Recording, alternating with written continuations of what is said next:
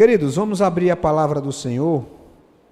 Nós estamos meditando à noite no livro de Efésios. Pela manhã temos meditado em Atos.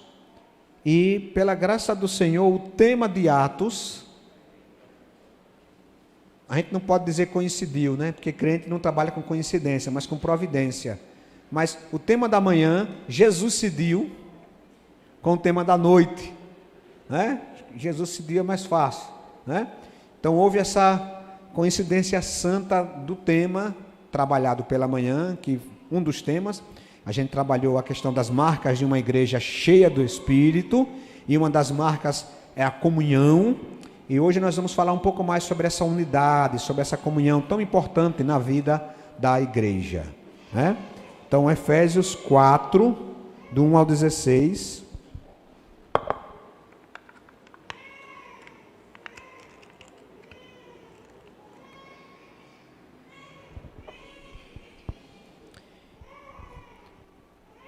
Graças a Deus. Como é o nome dela, Veloso? Eu sempre esqueço. Olha aí, então ela já está começando a aprender, a conviver. Esse choro é choro de adoração, viu, meus irmãos? Ela está na igreja, né? Então, é tudo santo, né? É verdade, está agradecendo a comunhão do jeitinho dela.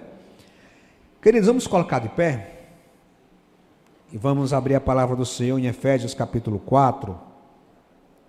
E você pode continuar, deixar a sua Bíblia aberta em Efésios 4 e aproveitar e deixar o Espírito Santo guiar a sua vida. Vamos evitar nesse momento também estarmos, né, dispersando o pensamento. É fácil dispersar, né, que é a beleza, né? Então vamos tentar mantermos aí concentrado. Efésios 4, a partir do verso 1, vai projetar o texto? Muito bem. Eu vou ler um primeiro e vamos ler o outro, tá certo? Como prisioneiro no Senhor, rogo-lhes que vivam de maneira digna da vocação que receberam.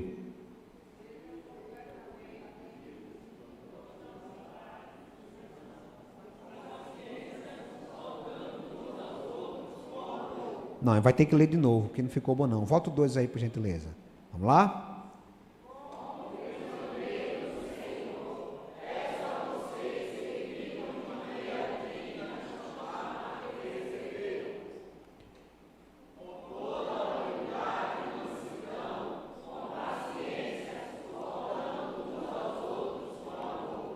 Façam todo o esforço para conservar a unidade do Espírito pelo vínculo da paz.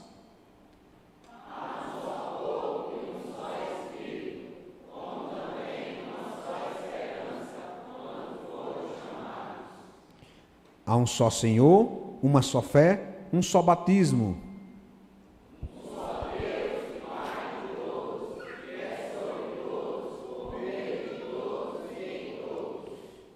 E a cada um de nós foi concedida a graça, conforme a medida repartida por Cristo.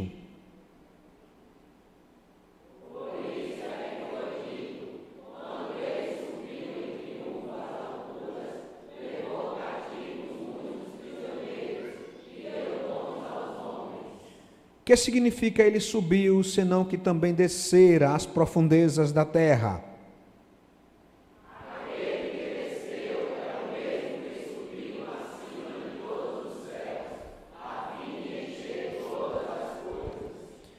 E ele designou alguns para apóstolos, outros para profetas, outros para evangelistas e outros para pastores e mestres.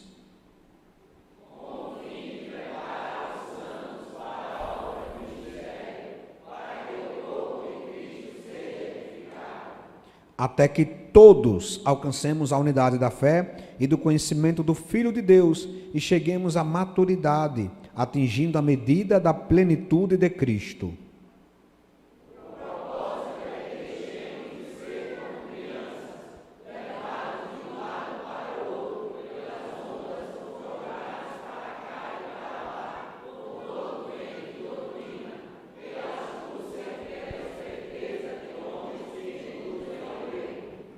Antes, seguindo a verdade em amor, cresçamos em tudo naquele que é a cabeça, Cristo.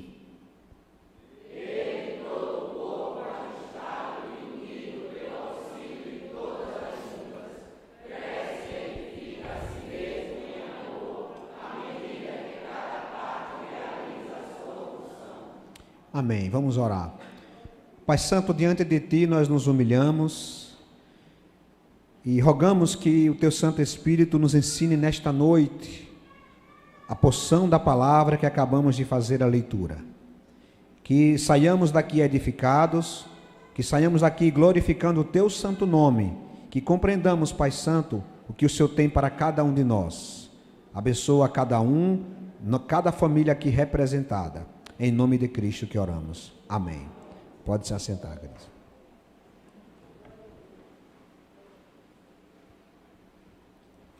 Queridos, não é de agora que o inimigo de nossas vidas, e nós vamos ter esse privilégio, se assim o Senhor nos permitir, de falar um pouco, quando chegarmos em Efésios 6, não é de agora que o inimigo de nossas vidas, ele ataca a igreja, pela raiva que ele tem do noivo dela.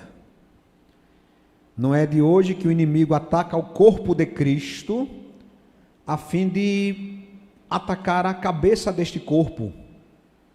Não é de agora que o inimigo ele se enfurece. O inimigo não gosta de ver 2, 3, 4 ou mais pessoas reunidas, louvando a Deus, adorando a Deus, abrindo a Bíblia, lendo a Bíblia, ensinando a Bíblia. Isso enfurece o inimigo de nossas almas. Mas por vezes nós nos esquecemos disso, e por vezes nós achamos que o inimigo é o outro, mesmo Paulo tendo dito que nossa inimizade ou nossa luta não é contra a carne, não é contra pessoas, mas é contra os principados e potestades, contra a força celestial do mal nas regiões celestes. E a igreja, queridos, ela tem sido alvo desde o início da era cristã.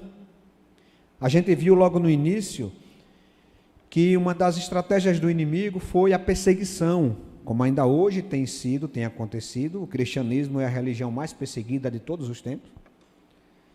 E a perseguição, ela sempre foi muito difícil para a vida da igreja. A perseguição, meus irmãos, ela varreu o cristianismo do norte da África, varreu o cristianismo de tal forma que a gente não tem mais aquelas igrejas que outrora eram fortes, como a igreja de Antioquia, que formou e que enviou o apóstolo Paulo nas suas viagens missionárias. Foi a igreja de Antioquia. As igrejas de Alexandria, palco de personagens como Agostinho de Hipona e tantos outros. Naquele período, meus irmãos, do início da vida cristã, nos primeiros séculos, 5, 6, até os 7 primeiros séculos, aquela região era região pujante, seminários teológicos haviam ali, o povo falava de Deus em todos os lugares, havia centros de formação, havia amor, havia comunhão, e o evangelho se espalhava. Já no primeiro século, como em Atos é registrado, demorou menos de 30 anos para o evangelho chegar em Roma. E o evangelho, quando chega em Roma, é simbólico, porque atinge a capital do império. Em 30 anos o evangelho se espalha, e logo depois por todas as províncias ali conhecidas. Mas o diabo sempre perseguiu a igreja, naquele tempo com perseguição física. Isso é terrível. E incrível como alguns irmãos ainda hoje, na sua inocência, chegam a orar dizendo: Senhor, manda a perseguição para a tua igreja, porque é na perseguição que nós vamos ver quem de fato é crente. Meu irmão, nunca diga isso na sua vida. Perseguição é ruim, perseguição é terrível. A gente tem que orar por fidelidade, nós temos que orar por comunhão, temos que orar por perseverança, ainda que venham essas adversidades, mas jamais temos que orar por perseguições, por adversidades, a fim de provar quem é e quem não é. Queridos, essa prova dos 9, ela só vai acontecer lá no final dos tempos, quando o próprio Senhor vai separar o joio do trigo. Mas, queridos, Ao longo desses anos, o próprio inimigo ele foi empreendendo diversas atitudes, diversas estratégias para macular a igreja. O inimigo detesta a igreja, ele quer derrubar a igreja, ele quer destruir a igreja, ele quer minimizar a natureza da igreja, ele quer destituir a igreja de quem ela é. E isso é tão forte, meus irmãos, que o apóstolo Paulo ele vai escrever essa carta de Efésios, aos Efésios, uma carta de prisão, porque ele quer que o povo compreenda quem eles são em Cristo Jesus. Porque o diabo sabe que as portas do inferno não prevalecerão contra a igreja, mas ele tenta de toda forma macular. Mas o apóstolo Paulo, meus irmãos, ele vai relembrar ao povo uma das verdades maravilhosas, que é, nós como igreja, nós somos um só corpo.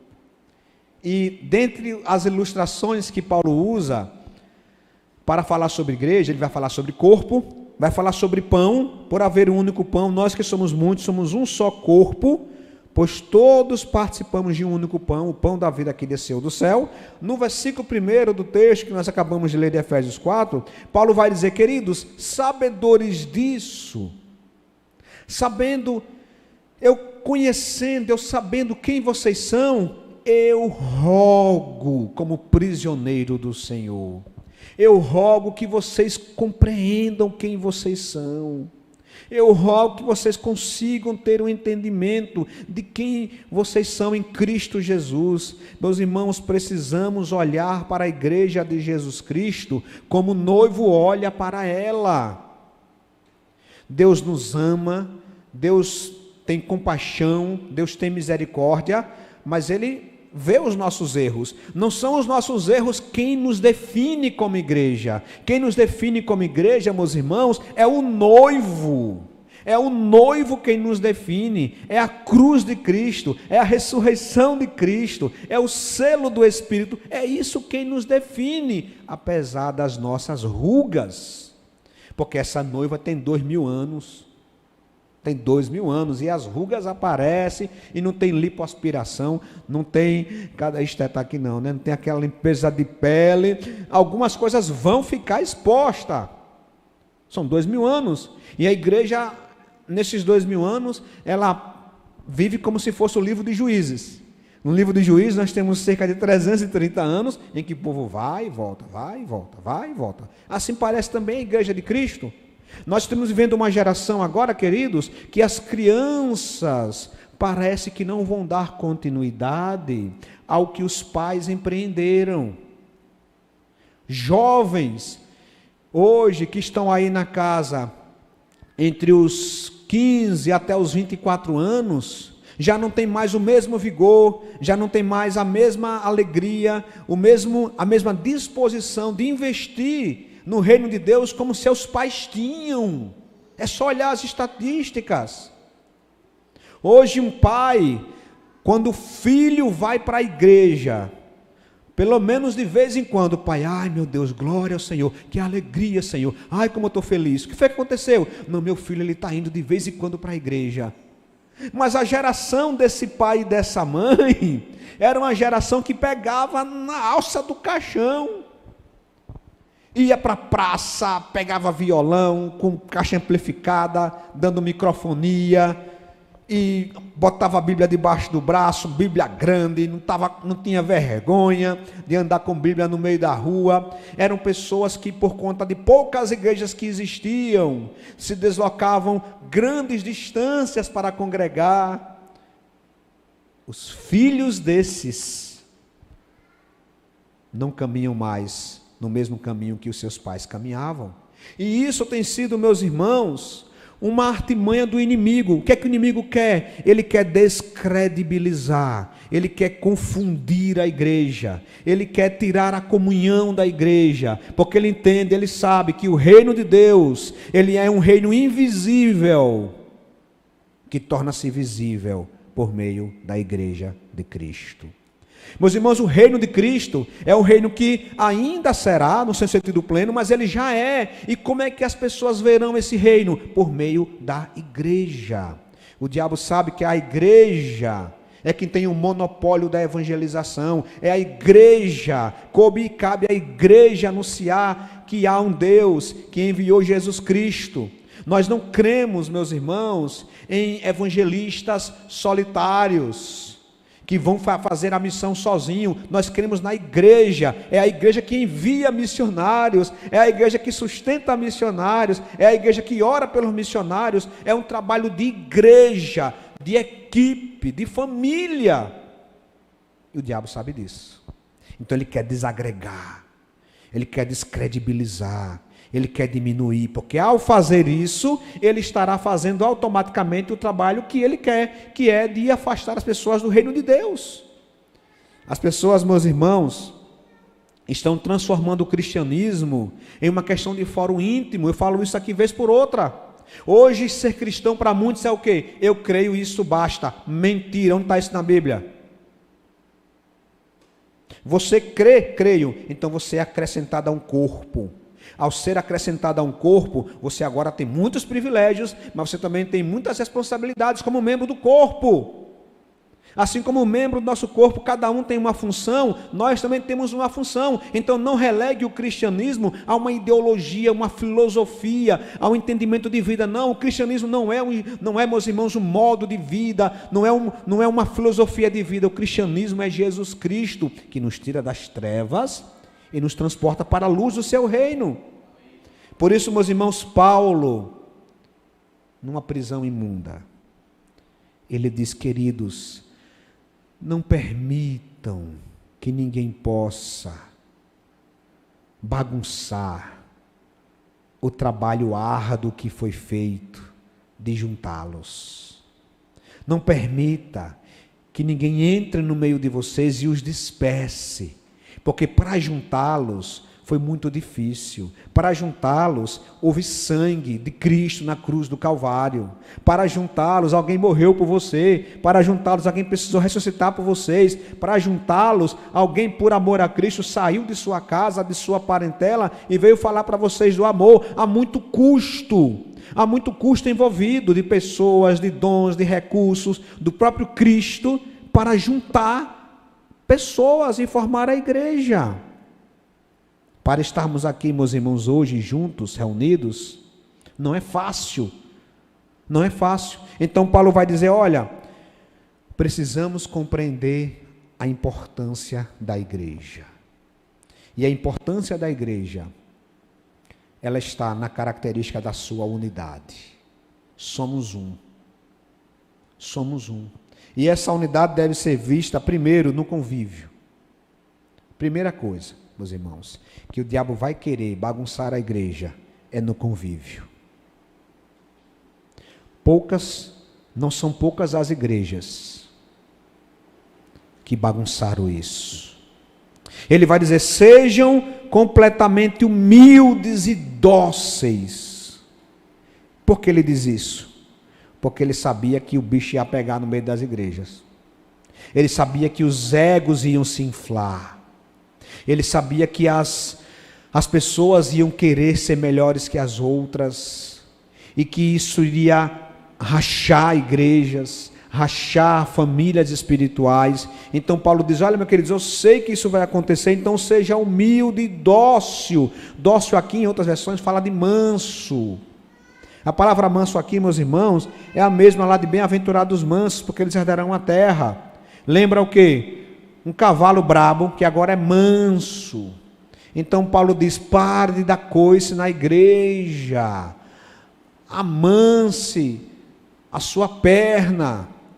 Lá no interior o pessoal coloca como, faz a junta, né? Quando o cavalo dá muito coice, aí amarra as duas pernas, aí o bichinho fica, né? Não sei se alguém já viu isso, né? Como o bicho é brabo, dá uma piada, eu acho esse nome, apiar, né? Não precisa ser assim, querido. Não tem que apiar você.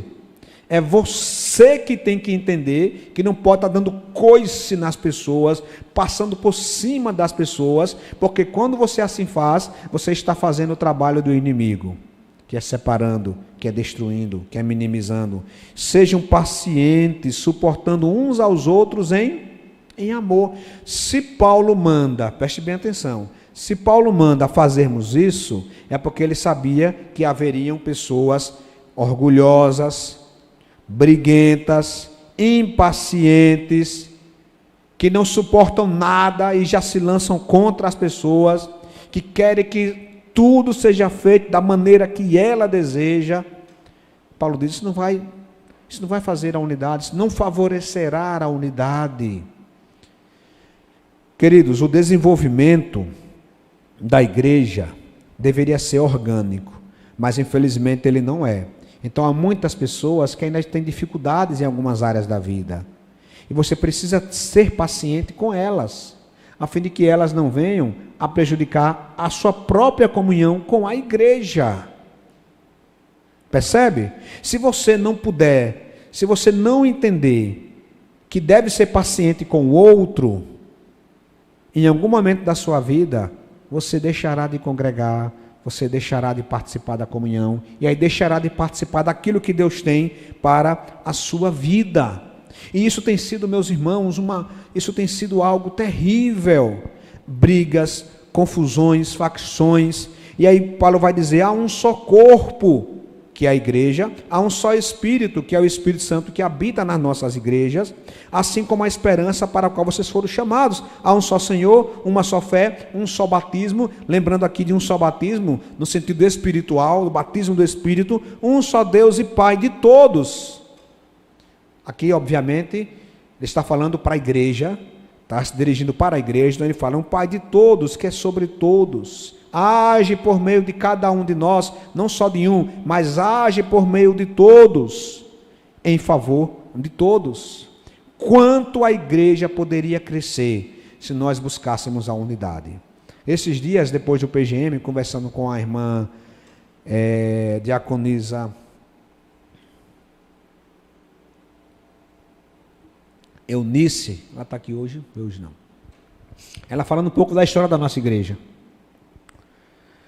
História da igreja, não só da nossa igreja, mas a história da igreja ao longo dos séculos mostra como o inimigo tem se aproveitado dessa questão para minar a unidade no convívio. E ela contando, meus irmãos, a história de como tudo começou aqui. Primeira igreja, a congregação batista daqui do Augusto Franco, que começou com um nome. Como foi o nome que eu falei, Carlinha? Ela disse, Unidos em Cristo, Vitória em Cristo, não, Juntos pelo Cristo, parecia coisa de gincana, mas eu não sei como era o nome, Ana não lembra não, né, Ana?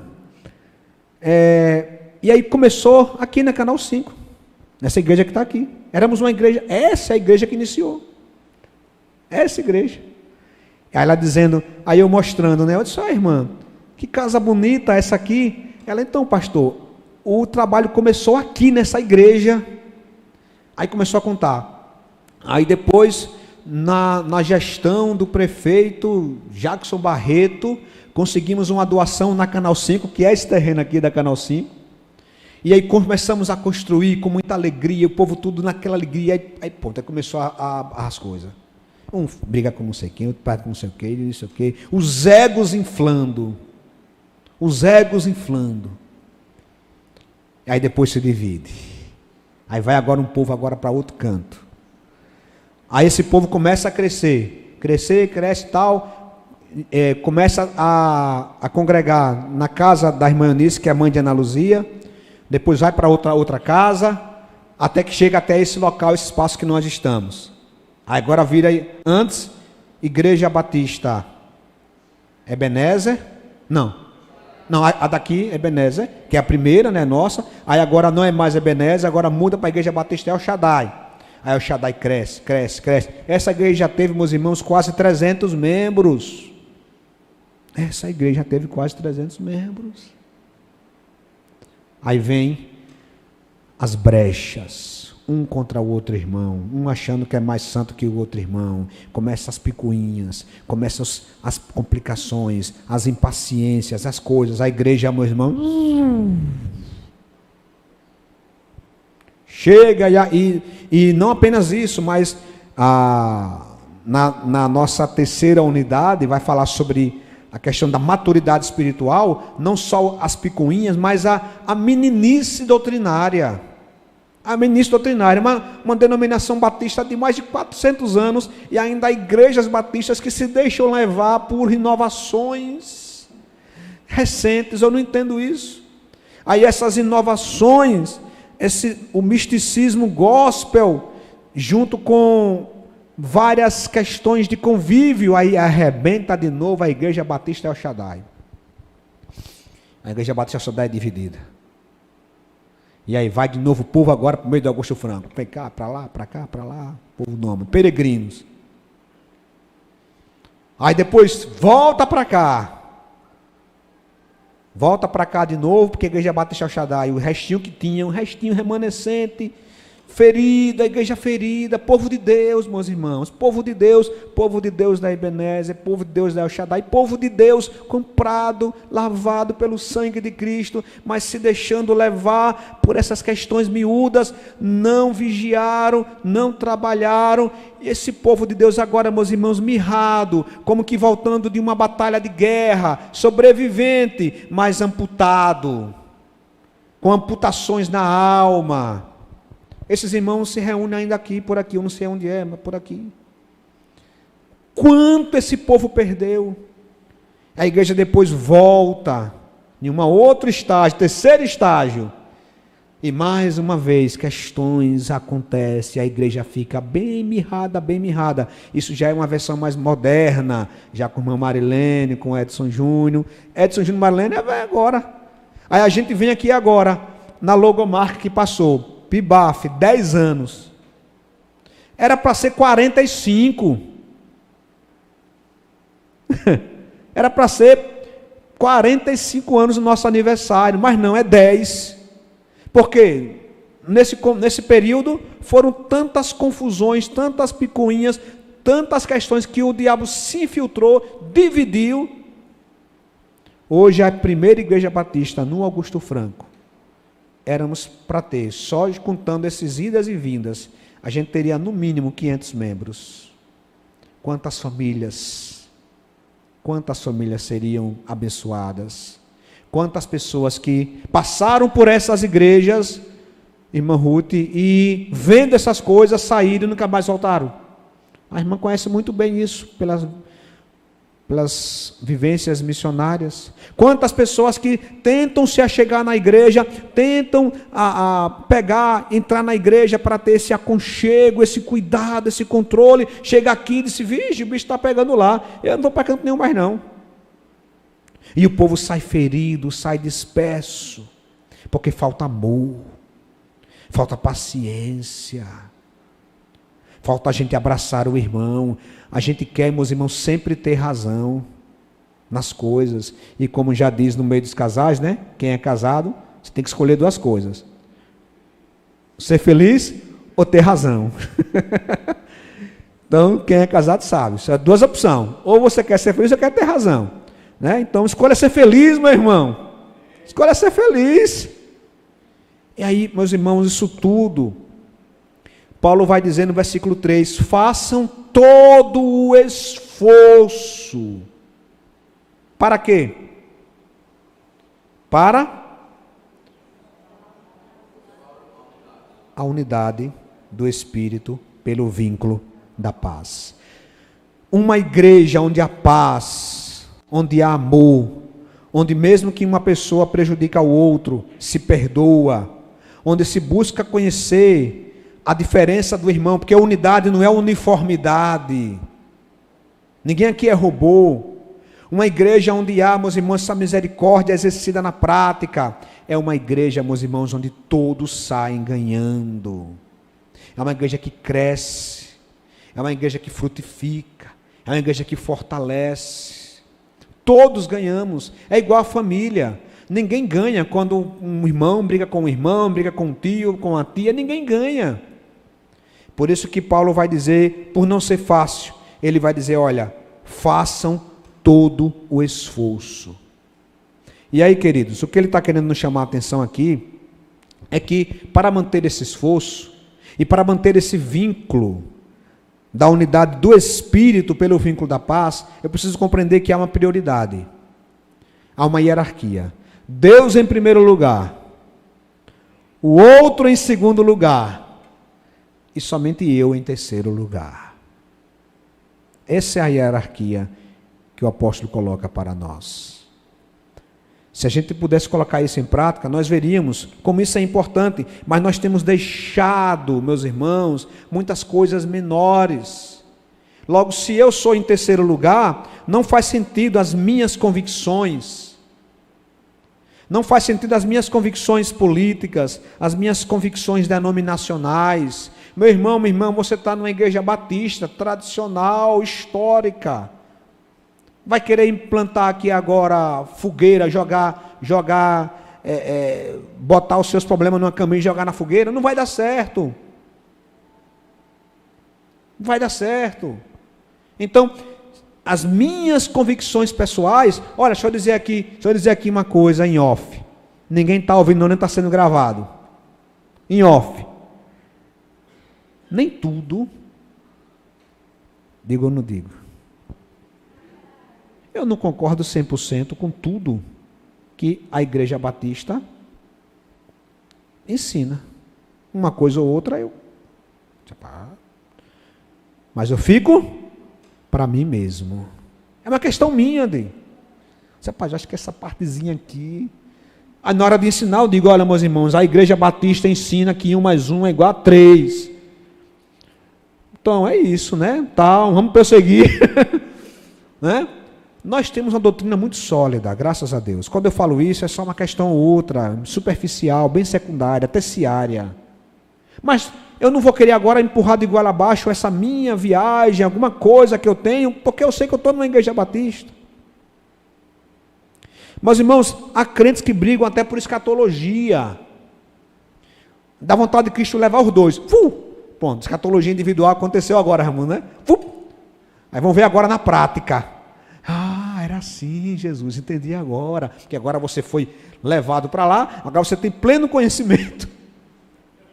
Pleno conhecimento. Meus irmãos, no passado, calvinistas perseguiram batistas. Que sujeira espiritual. Não bastasse a perseguição dos católicos, católicos perseguindo os protestantes, protestantes perseguindo protestantes, tão somente porque os batistas diziam, olha, é preciso batizar-se consciente. Existe, meus irmãos, vou avançar no segundo, existe um livro chamado Uma História Ilustrada do Cristianismo, de Justo Gonzalez. Um livro muito bom, e lá tem, entre tantas coisas, tem uma imagenzinha que é forte, um desenho de batistas sendo jogados no rio Tâmisa, amarrados e jogados no rio Tâmisa. Porque não quer ser batizado por imersão? Tame. Percebe, meus irmãos? Nós batistas somos muito perseguidos, viu? Muito perseguidos. Porque nós pregávamos liberdade religiosa. O primeiro grupo cristão a pregar liberdade religiosa é o batista. Quando chegamos nos Estados Unidos, há uma diferença entre tolerância religiosa e liberdade religiosa. A primeira igreja batista, lá nos Estados Unidos, eu acho que é no estado de Providence, lá a primeira igreja foi colocada em um núcleo em que qualquer pessoa poderia exercer qualquer outra religião. Isso é revolucionário, meus irmãos. Mas para muitos isso é absurdo. E aí quando eu não concordo, eu persigo. Isso não é para nós. Precisamos cultivar a unidade no convívio. Está conversando com alguém que você não concorda, não deixe que a discordância possa tirar a comunhão. Nós não concordaremos com tudo, porque unidade não é uniformidade. Nós temos nossas diferenças. Não deixemos que as nossas diferenças, meus irmãos, possam corroer aquilo que nós temos em Cristo Jesus, que é sermos parte do corpo de Cristo. Mas na sequência, Paulo fala sobre a unidade no trabalho do Senhor. Ele vai dizer, olha, nós que somos um, A cada um de nós foi concedida a graça, o presente, o dom, conforme a medida que Deus dá por meio de Cristo Jesus. Por isso é que ele foi dito, quando ele subiu em triunfo às alturas, levou cativo muitos prisioneiros, nós, e deu dons aos homens. Como os irmãos já sabem, dom do Espírito é diferente de dons do Espírito. Dom do Espírito é o batismo do Espírito Santo, que acontece no momento em que a pessoa crê, confessa Cristo como Senhor e Salvador. Dons do Espírito é a capacitação do Espírito ao corpo de Cristo para trabalhar em favor do reino de Deus. Há 3 listas básicas que a Bíblia fala, mas essas listas não são exaustivas. Não existe uma lista como se fosse um número ocupacional. Sabe, lá, olha, meu número de profissão é esse, como tem lá no Ministério do Trabalho. Não, né? Não existe um número, são variados, é o Espírito que capacita. E aquele que desceu, ele fala que quem autentica isso é Jesus, aquele que desceu mesmo que subiu, que está acima dos céus, a fim de encher todas as coisas. E ele designou alguns para apóstolos, profetas, evangelistas e outros pastores e mestres. Com qual propósito? Diz o verso 12. Como é que diz? Vamos passar. Ele deu esse dons, verso 12, todos juntos. Com o fim...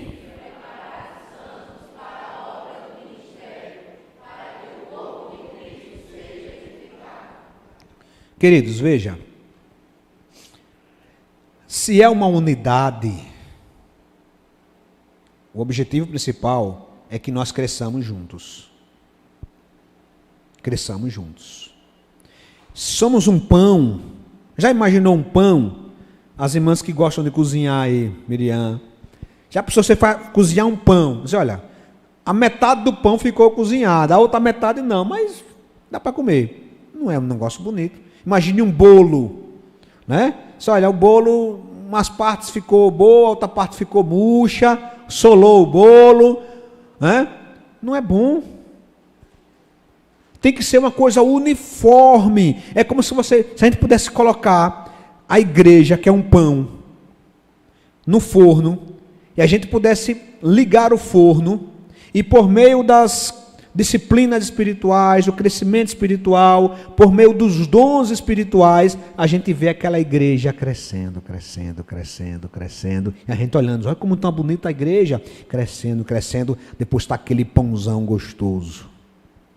Eu sei que alguns não gostam de pão, estão nessa vibe aí, mas, meus irmãos, aquele pão delicioso, crescimento uniforme, orgânico. Esse é o objetivo da igreja. E como que nós conseguiremos esse crescimento orgânico? Cada unidade que compõe o pão, cada metrinho quadrado daquele pão tem que crescer. E como é que ele cresce? Colocando a mão na massa, exercendo os seus dons. E aí Paulo vai dizer, olha, ele designou. E aqui é importante a gente compreender uma coisa, queridos. Qual o papel do ministério pastoral em uma igreja? Eu falei isso, acho que foi no Rubalo. Qual o papel do ministério pastoral numa igreja? Hoje nós não temos mais apóstolos. Apóstolo aqui no sentido é daquele que é enviado para uma causa específica. Se pudéssemos colocar o sentido, não o sentido primário dos apóstolos, mas o sentido secundário seria os missionários, é aqueles que são enviados. Apóstolo é aquele que é enviado. Profeta naquele período não tinha Bíblia completa. Então Deus, o Espírito Santo, capacitava homens e inclusive mulheres para chegar e por meio de uma questão espiritual, ele doutrinar a igreja. Então os profetas, eles falavam a vontade de Deus. Qual é a vontade de Deus? Não tem nada a ver com esses profetas de hoje. De que vai casar com fulano, vai casar com Beltrano, isso tem nada a ver. Tá? Prever futuro é complicado, meus irmãos, prever futuro. Não caia nessa não. Tem muito cigano gospel. Tem, Carlão? Ele só não pede para ler sua mão. Não pede para ler a mão, porque aí ficaria, né? Você, como assim, meu irmão? Ler a mão? Você, não, meu irmão, porque eu tenho uma unção da mão. Você, aí ficaria meio esquisito, né? Mas existe muita gente, meus irmãos, que insiste nessa ideia mística de prever futuro.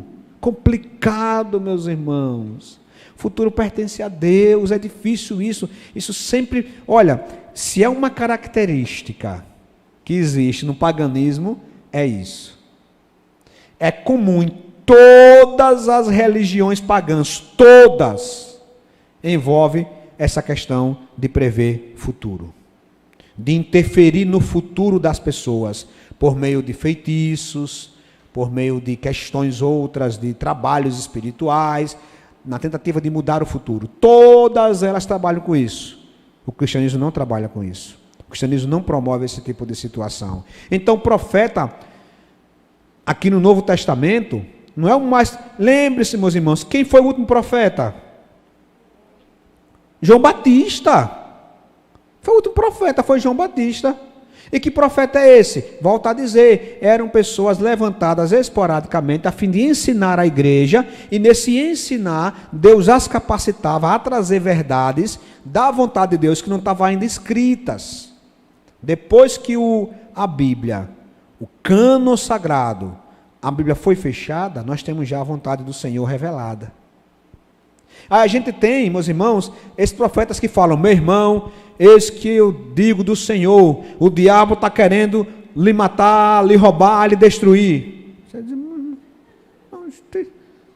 isso já sei, desde que criancinha no ministério infantil já me diziam isso, e ainda desenhava. Eu desenhava isso no ministério infantil. Então, conte uma novidade. Aí muitos, para querer se mostrar singular, começam a entrar em situações, eu vejo uma nuvem na sua vida. Meu irmão, é minha sogra. Não, não é. Quem é?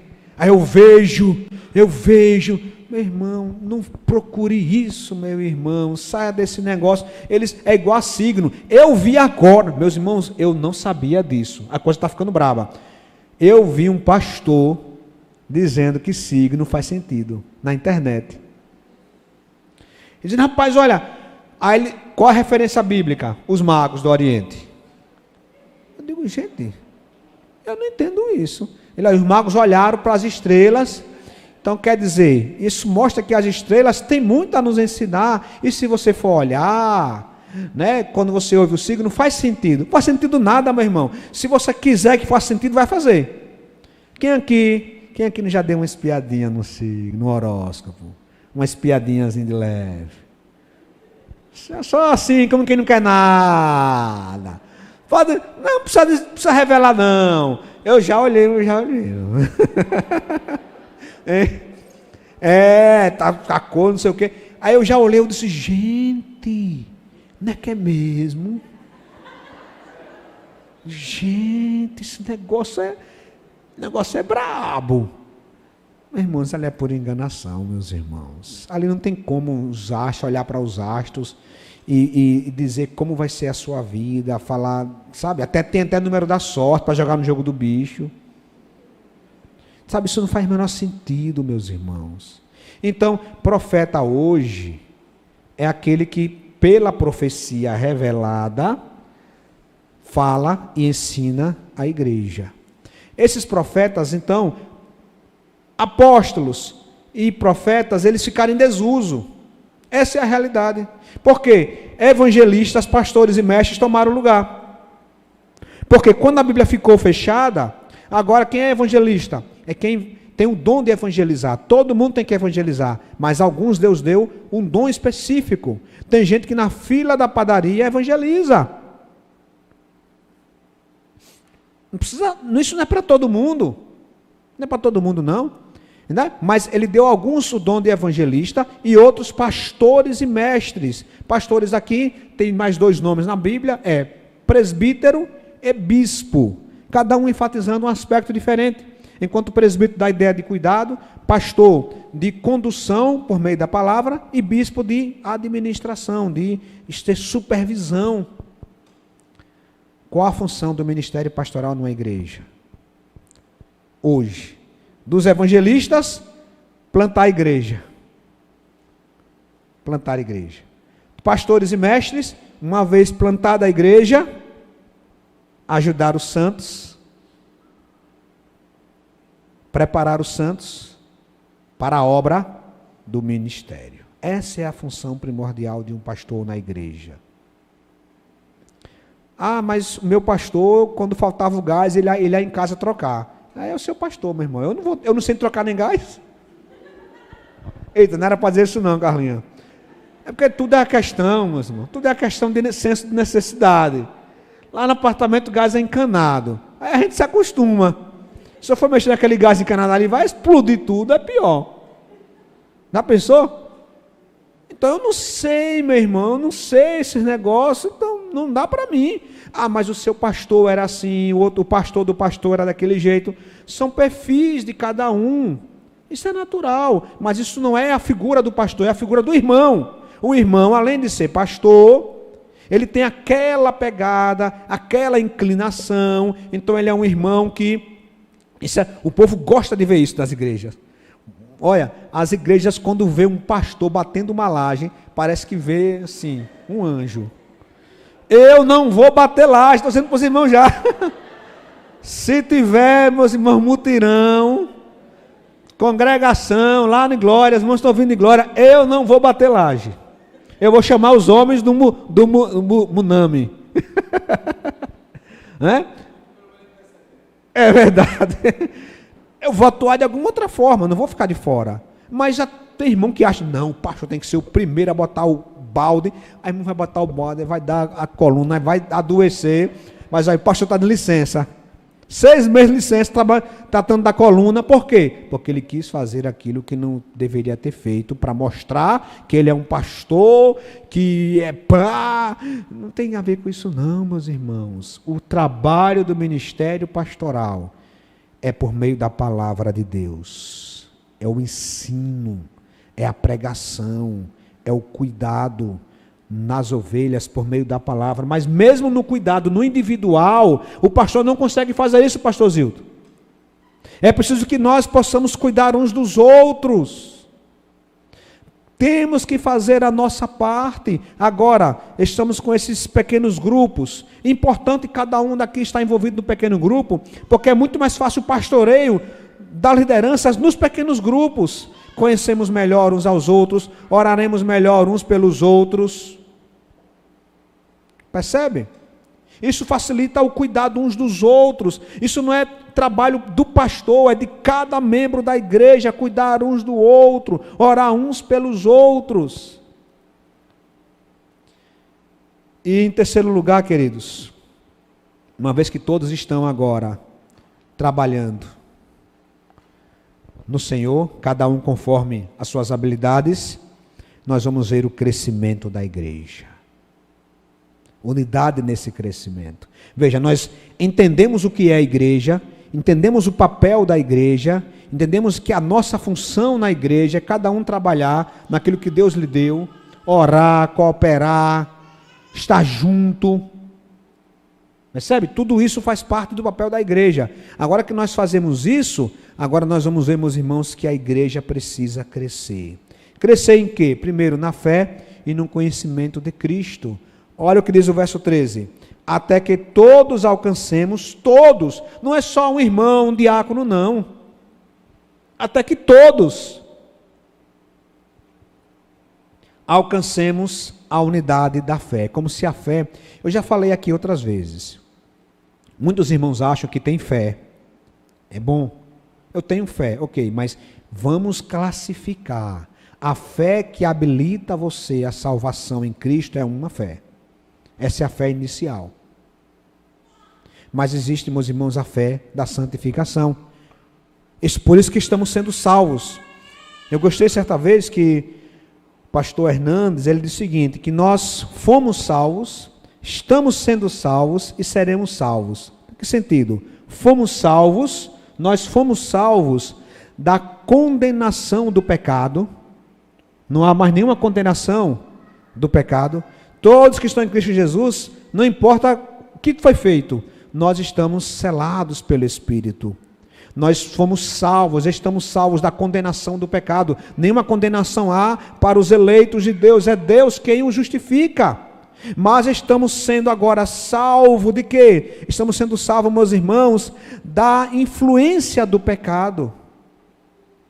Porque apesar de termos sido salvos da condenação do pecado, o pecado ainda exerce influência em nós.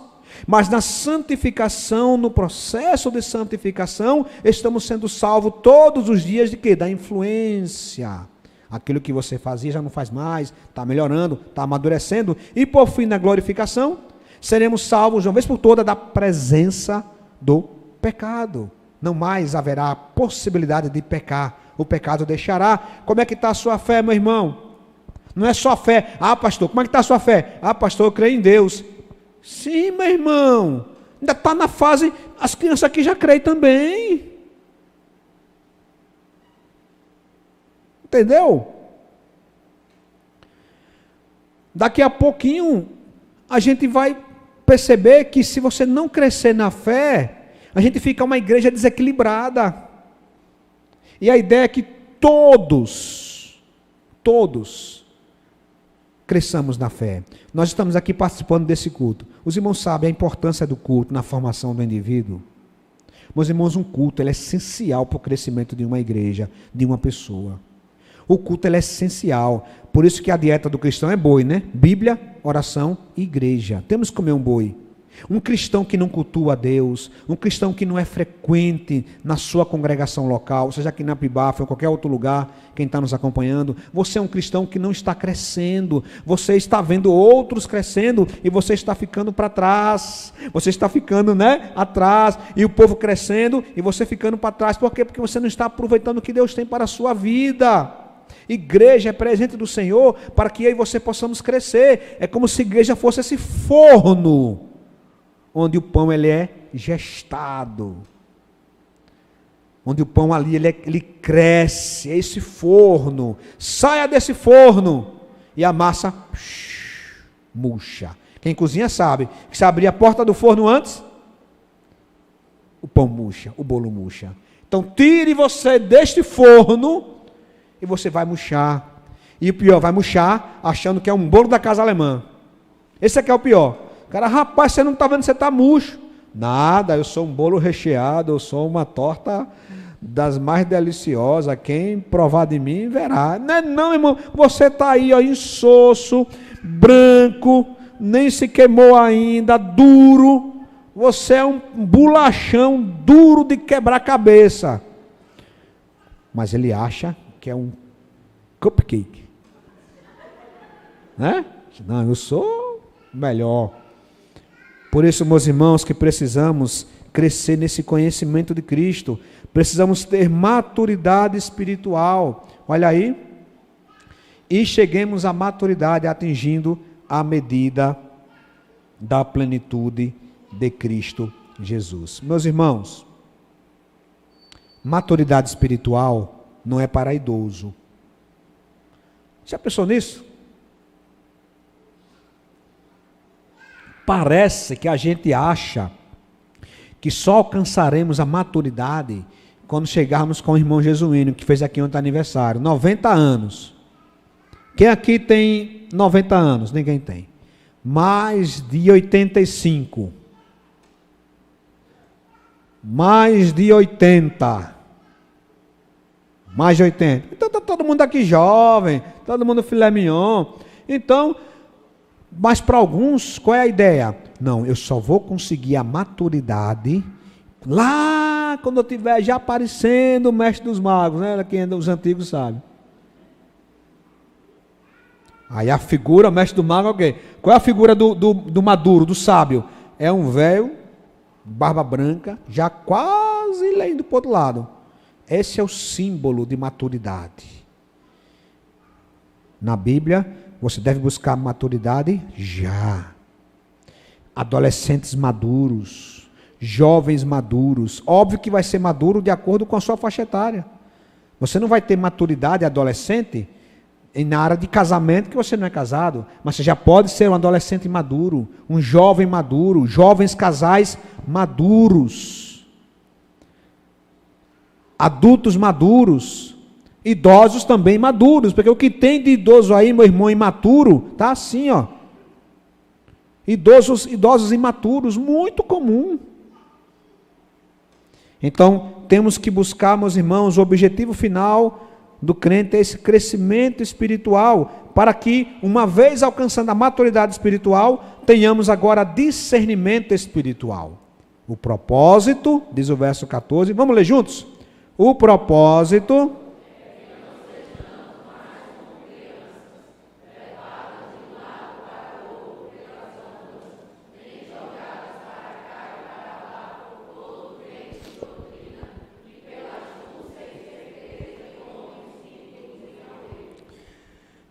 infelizmente,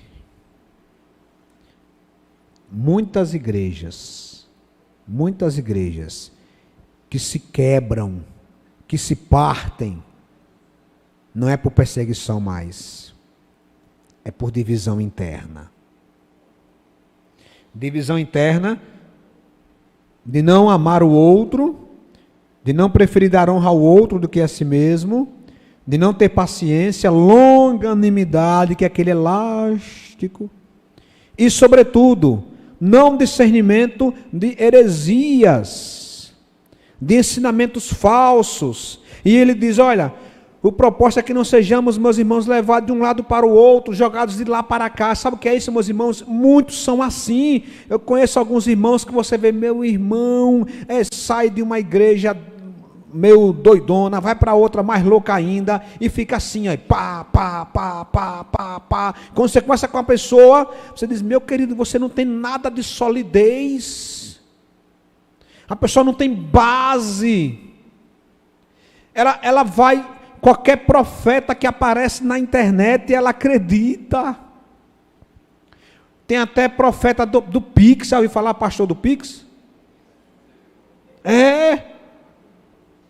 Aí o povo manda Pix, o dinheiro suado, trabalhando no comércio, lidando com gente, com patrão, aí o cara vai lá e o profeta apareceu, o cara toma-lhe Pix.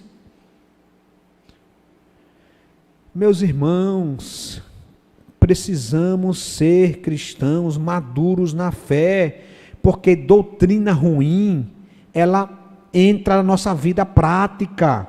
Doutrina não é uma coisa de coração não, é de vida real. Uma doutrina ruim levará você a se bater na vida,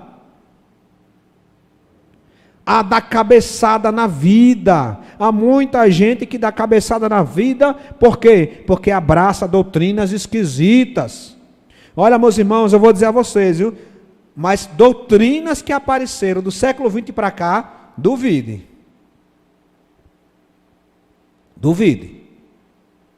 Tem que ser uma doutrina muito boa. Rapaz, a igreja nunca percebeu essa doutrina. Duvide, porque a igreja, meus irmãos, tinha cada gênio, tinha cada gente esquisita que lia, que escrevia 800 livros, na época que não tinha nem livro direito. A igreja sempre foi tão forte nessa área. Então, uma doutrina nova que surgiu no século XX, examine-a com muita esperteza, porque a chance de ser invenção, a chance de ser heresia é longa. Graças a Deus que nós, como batistas, nossas doutrinas têm 400 anos, mas não temos doutrinas novas. E um pastor batista sonhou, e um anjo veio e lhe apareceu, trouxe um pirulito e disse, olha, eis que te digo. Não temos isso, meus irmãos, isso é bom, sabe, Marcel? A gente precisa conhecer as doutrinas, porque os irmãos estão percebendo que aí tem um lobo, né? Não sei se dá para ver, né? Tem um lobo aí, ó. E às vezes você pode olhando assim rápido, e o que tem de irmãzinha se atracando com o lobo, achando que é ovelha, cuidado, minha irmã, chuta aquele laço. Meus irmãos, discernimento espiritual não é capacidade de distinguir o nome do demônio que possuiu aquela pessoa. Isso é uma caricatura. Tem gente que acha que é assim, né? Discernimento espiritual é saber se é, sei lá, esqueci o nome, se é o outro, se é aquele. Não, meus irmãos. Discernimento espiritual é você ouvir o ensinamento, você olhar e dizer, tem cheiro de queimado isso aí. Tem cheiro de queimado. Não. Eu não aprendi isso assim não. Isso aí está meio esquisito esse negócio. Isso é discernimento espiritual. Não abra o seu coração tão facilmente. Não siga pessoas tão facilmente. Seja crítico. Avalie esta mensagem. Avalie esta mensagem que estamos falando agora. Seja crítico. Vá na Bíblia e compare as coisas. Isso é ser batista. Isso é ser batista. Percebe? Então, meus irmãos, esse discernimento espiritual nos levará, já estamos indo para o fim, para termos a mente e o coração focados em Cristo. Antes, seguindo a verdade em amor, cresçamos em tudo. É crescer no relacionamento, é crescer na amizade, é crescer nos estudos bíblicos, é crescer como casal. É crescer em tudo.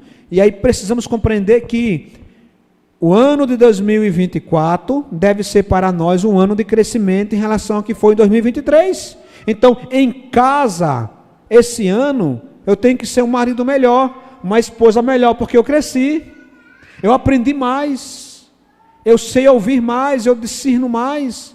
Então, se isso faz ser uma realidade, nós vamos crescer. Meus irmãos, isso vai favorecer toda a igreja do Senhor Jesus. Por fim, o apóstolo Paulo vai voltar ao tema dos talentos. Ele vai dizer, dele, todo o corpo ajustado e unido pelo auxílio de todas as juntas, cresce e edifica-se a si mesmo, na medida em que cada parte realiza a sua função. Não podemos fazer o trabalho da igreja sozinho. Agora mesmo, grave essa data, dias 30 e 31 de março, nós receberemos aqui na nossa igreja a carreta missionária. A carreta missionária estará aqui hospedada, ou estacionada bem na frente da igreja. Iremos receber essa igreja a um custo em receber esta carreta, mas não sou eu que estou recebendo, é a igreja, somos nós. Cada um contribuindo como tem contribuído com seus dízimos e ofertas. A gente consegue trazer a carreta, a gente consegue hospedar o casal de motoristas de missionários. A gente vai precisar, meus irmãos, de gente de todas as áreas. Pastor, eu só sei, eu tenho a minha força. Gabriel aí, só tem a força. Pô, os malhados da igreja. Pastor, eu estou doando a minha força. Vale a pena. Traga a sua força, não precisa de força para carregar, né, a cadeira, a mesa. Traga a sua força. Pastor, eu quero estar aqui, eu quero entregar folheto. Venha. Nós vamos comprar, meus irmãos, muitos folhetos. A ideia é irmos nessa região daqui, de casa em casa. Irmos na região do Projeto Esperança, para falar da carreta, que vai estar aqui esses 2 dias. Precisamos de médico, dentista. Alguns já se colocaram à disposição. Estou vendo aí com o Felipe, dentista. Está aqui hoje, Felipe? Cadê Felipe? Está ali, Felipe. Né? Temos a doutora Larissa. Né? Raíssa. Né? Que já também tem colocado à disposição. Claro que dentro do limite de cada um. Temos já a irmã Suiane, que diz que trabalha como auxiliar de dentista. E cada um, irmão, pastor, eu arranco o dente, não serve, tem que ser profissional. Cada um no seu. Né? Eu me lembro, só para terminar aqui, eu me lembro que eu fui lá no Novo Paraíso, aí tinha lá a placa, né? Dentista. Aí estação de dente, X. Só extraía dente. Eu digo, rapaz, mas eu quero só obturar. Ele, não, aqui a gente só extrai. Estranho essas coisas, né? É igual a doutrina. Então, meus irmãos, cada qual fazendo a sua função, vamos movimentar aqui essa igreja. Uma carreta gigante. Vamos ter orientação jurídica. A juventude já está se movimentando. Vai fazer o quê? Corte de cabelo. Israel vai cortar cabelo. Não? Acho que outras pessoas, vai ter. Olha aí, então, tá vendo? psicólogo. Então cada um, e vamos movimentar, porque esse povo, nós vamos atender esse povo. Como é que nós faremos isso sem sermos juntos? Cada um cumprindo a sua missão, como se fôssemos essa grande engrenagem para a glória do Senhor. Meus irmãos, quero concluir lembrando que o assunto principal desse texto que nós lemos de Efésios é a unidade e a maturidade espiritual na vida da igreja do Senhor Jesus. O apóstolo, então, ele vai exortar os efésios a viverem de maneira digna dessa vocação, desse chamado cristão, enfatizando a importância desta unidade, visto que a igreja é um presente de Deus para mim, para você, para todos nós. Por isso, quero encerrar, vamos ficar em pé, vamos ler todos juntos, 1 João 7. Todos juntos? Se porém...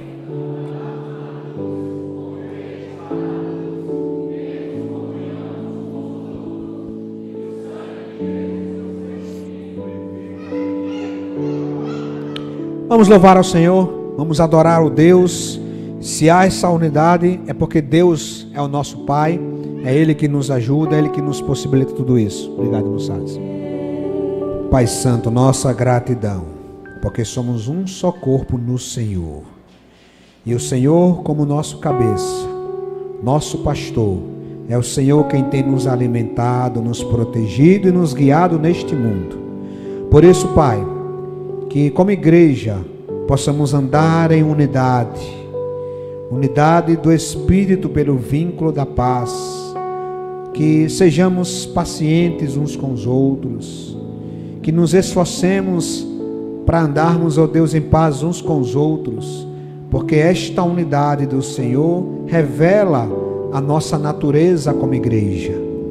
Que o Senhor nos dê a tua graça, a misericórdia, para que em unidade possamos cumprir cada um a sua função, sendo cooperador do Senhor, orando pela tua igreja, cooperando com a tua igreja, de alguma forma sendo útil à tua igreja. E que em tudo isso o Senhor nos dê crescimento em tudo, crescimento espiritual, no entendimento da palavra, crescimento em sabedoria, em crescimento na vida profissional, na vida comum, na vida familiar. Que tenhamos uma igreja, ó Deus, unida, crescendo em conjunto, crescendo organicamente. Que tenhamos casais sábios em seus lares, amando suas esposas, as esposas amando seus maridos, criando seus filhos nos princípios e no temor do Senhor. Que tudo isso, Pai Santo, possamos fazer para o louvor da tua glória. Ajuda-nos, Pai, em nossas fraquezas, perdoa os nossos pecados, em nome de Jesus. E que a graça maravilhosa do nosso Senhor e Salvador Jesus Cristo, o maravilhoso amor de Deus Pai e as consolações do Divino Espírito Santo permaneça com o teu povo aqui presente, com todo o povo de Deus, hoje e sempre. Amém.